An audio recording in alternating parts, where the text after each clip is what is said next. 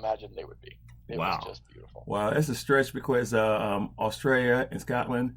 I can see New Zealand and Scotland because the greenery kind of Yeah. matches.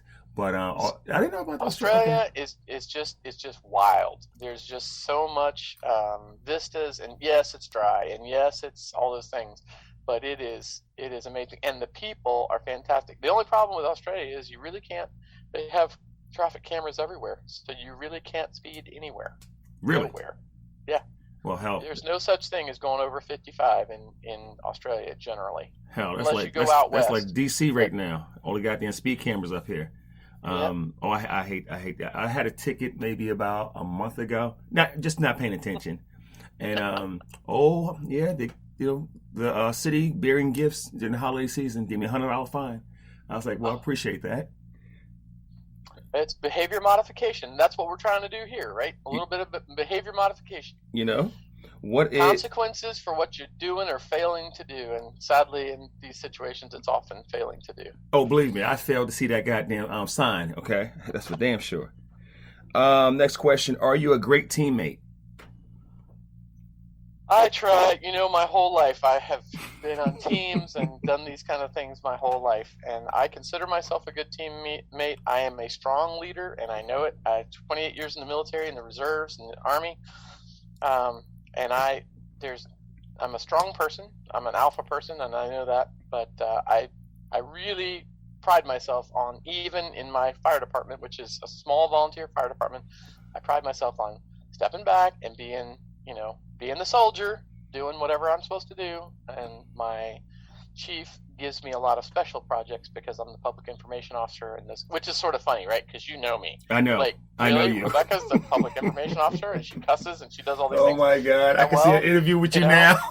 I can actually bring myself into control and do the things that I need to do to say the right things.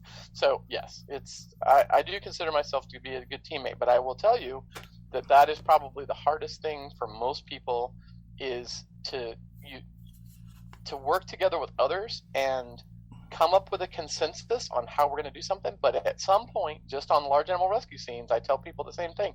You get everybody's idea on how we're going to get this cow out of the mud, or how we're going to pull this horse out of that trailer. But at some point, somebody's the boss. Now, usually, it's going to be me. Oh, I know. I'm the one that has the most experience, which is how you determine who's the incident commander, right?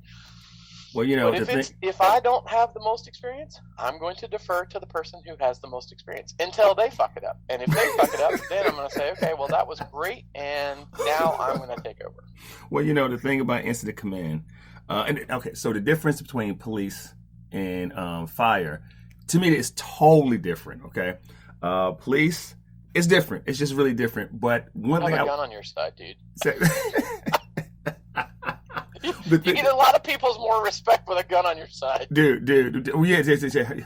Ask you, tell you, make you. Okay. Mm-hmm. The way I was introduced to incident command was through the fire department, for the county I used to work for, and I didn't know anything about it. I didn't know about safety officer. I didn't know anything. I mean, at all. And I was like, what in the hell is going on here?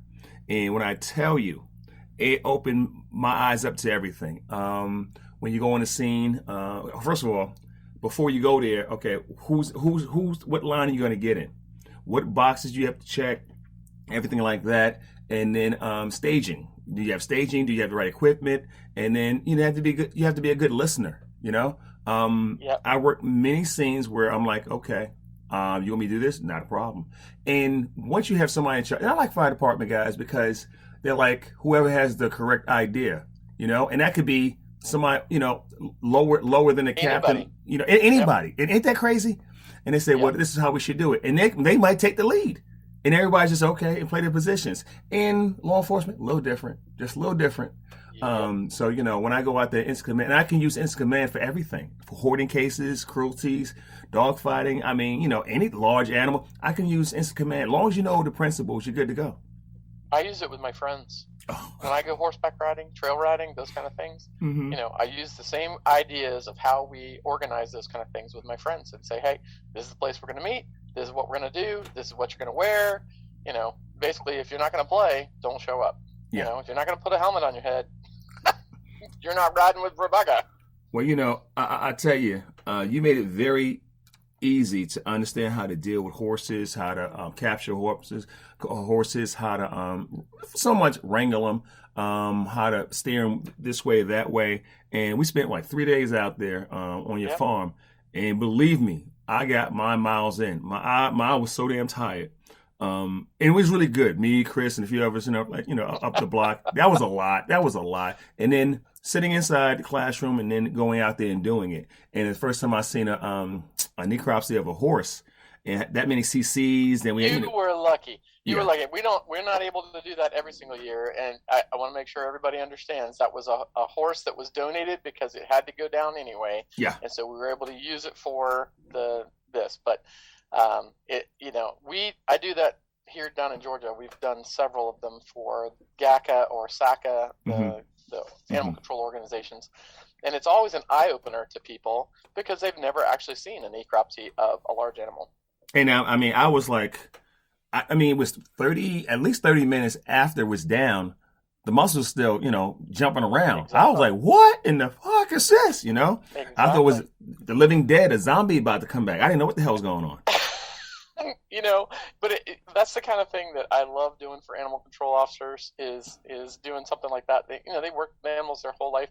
They've never had a chance to do something like that. And when you start taking apart a horse and you start picking up the legs even, and you start realizing, hey, this leg is 150 pounds. Yep. Imagine, and it's so muscular. Imagine how it could kill me. There's so many ways it could kill me.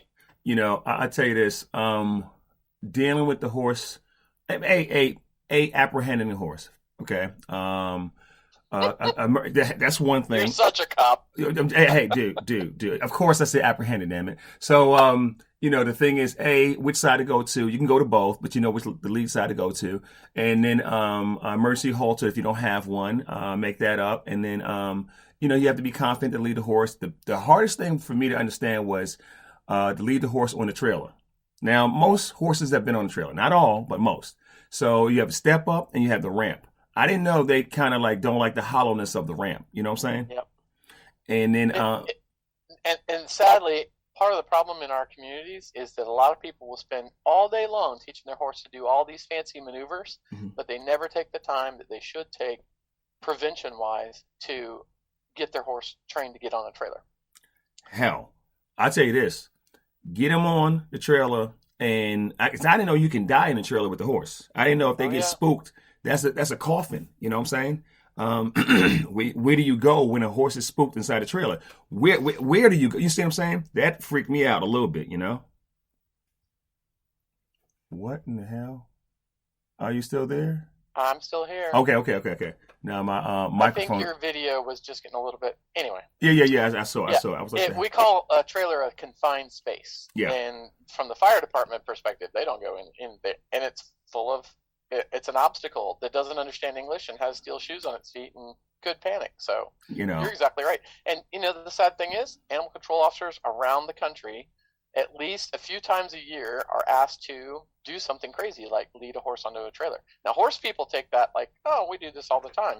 Well, animal control officers don't. So I always, as a prevention thing, I always tell animal control officers, reach out to someone in your community that's sane. Wait, is there any sane horse people? Anyway, relatively sane, and have them teach you how to catch, lead, and load a horse on a trailer under blue sky conditions where nothing's happening. It's no big deal. If you wait until you're on that red sky situation where you've got to do it and you've got that crazy owner that's yelling and screaming at you, and your law enforcement guys are trying to deal with her or that person, and now you're trying to lead something that's fractious and never been on a trailer before, that's not the time to learn how to load and lead a horse. I agree. I tell you, we had a store. I had one guy off of, he was somewhere in Decatur, off of Columbia and Rainbow, okay? Very, very busy intersection. And his horses would get out three at a time, all right? They would get out from here to here. They would run up the block, somebody's grass, and they would meander. Somebody would, get them and lead them back. This is a very busy area. And I remember one time, his horses got out and they went across the bridge to I-20. And it was about to go down the ramp. And everybody got there. I think it's South Precinct got there, and we walked the horses back. It maybe was about maybe half a mile back, and I lit them up with some citations, stuff like that. Didn't work. Horses kept getting out, and then when they got out, one night they got back in. I lit them up, and they got out again the next morning. So I wrote about how many tickets? 20 tickets. I healed him. We had no more problems, but his nephew, horse got out. They never fixed the fence. Horse got out and ran into an oncoming Toyota Camry, and horse didn't make it, of course. And if there was somebody in the passenger seat, they'd have been dead. People don't understand how big a horse is. Can you explain how big a horse is? So a horse is average about 1,000 pounds. They can get up to 2,000 pounds if it's a draft horse. But beyond that, particularly for cars, they are standing, basically it's a 55-gallon drum that you're hitting full of water that's standing on toothpicks. And so when you hit it with a car, it's worse than a deer. It's going to end up on the car hood. Mm-hmm. And it's awful. And it's awful for the horse. It's awful for you. The sad thing is often you don't kill the horse right out. Mm-hmm. So now here you are on the scene having to deal with who's going to shoot the horse, because obviously it's not going to survive that. Do we have a veterinarian present? Do you have contacts with a large animal veterinarian?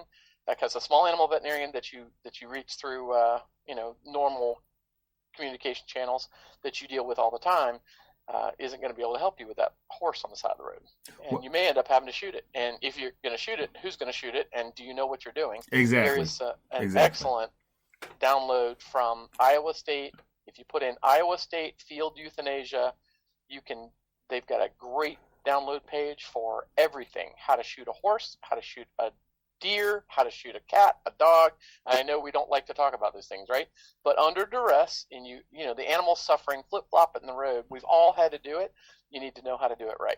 And if you do it wrong, all it does is bleed out and suffer. You want to make sure that one bullet does the right thing. It may not be you as the animal control officer doing it, but if it's the officer, you want to make sure that you're telling that officer how to get those landmarks on that animal's head to do it correctly. Because everything you've ever heard through bullshit is bullshit, I promise you. And it will embarrass you and it will horrify you. But if you do it right, one shot, one kill, you're done. The thing is, like with deer, the most common animal out there for wildlife is going to be a deer. Get hit 24/7, okay? Yep. During rut season, all that good stuff. And with horses, when they get, at the University of Missouri, we do LATI school and stuff like that. Yep. In level 2, we talk about, out in the field, euthanizing animals. And like you said, you really want to do it the right way the first time. And I would say just draw a marker, from ear to eye, what I'm saying. And I just say draw it. And especially if the animal's immobile. So, just draw it, you know what I'm saying? And correct. And I've seen a few officers. I've used lipstick. I've used a marker. Yeah. I have sometimes you can't do that. Sometimes it's particularly if it's a cow, it's been hit. We've had the situation here in our county, and you don't want to get too close because it's hurt now and it's trying to defend itself. Yep. And of course it's looking at you like, well, I guess maybe you hurt me. So you don't want to get too close. So you do have to use your imagination, but the details on that Iowa State poster will keep you from fucking it up, because I have got pictures of people who have fucked it up, and they tried to use some gangsta bullshit, behind the ears, trying to split the spinal cord bullshit, and it was actually here in Georgia, and the officer shot it, and it went through its head and deflected off its face and destroyed its blood system in its face. So it actually bled out eventually, but it ran about a quarter mile, and I have a picture of it, and it's got this huge exit wound on the side of its face. It's just awful. And I heard of one the equine person from Ag that was on the scene called me in tears. She's the one that sent me the pictures, and Mariah, and she was just beside herself, and I said, well, where did he shoot it? She said, behind the ear. I was like, what? Yeah. I have taught so many people to shoot a horse. It sounds awful, but to shoot a horse or shoot a cow across take eye to the opposite ear, eye to the opposite ear on a cow. Mhm. On a horse, you want to be about 2 centimeters or 1 inch north of there. So that brain is almost